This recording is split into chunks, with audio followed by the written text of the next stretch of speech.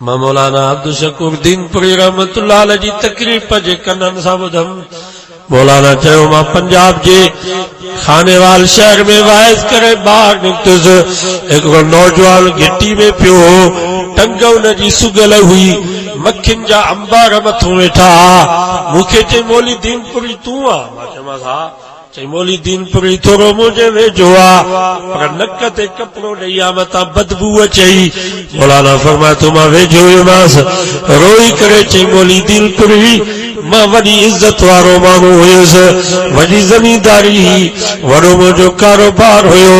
मां शादी कयमि, राति जो घर जो आयुसि त ज़ाल ऐं अम्मा जो जहिड़ो लॻो पियो हो। मां उन निभागी ज़ाल जो पासो वठी करे पंहिंजे कुरानी अम्मा खे चमाट हयमि।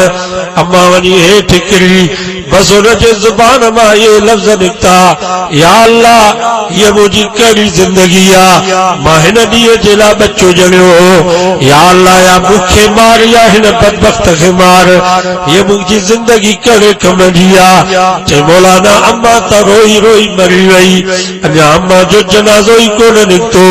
मूंखे पेर में ॻड़ो निकितो, मां अस्पताल जे हवाले थी वियुसि। अम्मा जो मुंहुं बि नसीब कोन थियो। ज़मीन वई, कारोबार हुयो, इज़त वई, पछाड़े में ज़ाल बि निभागी छॾे वई। हाणे घिटीअ में पियो आ, जे कुत्ते खे टुकड़ो छिलाए ॾिबो आ, इहे कुत्ते वांगुरु ॻोठ वारा मानी ॾींदा आहिनि। हर को इहे थो चई अम्मा जो न फरमाना।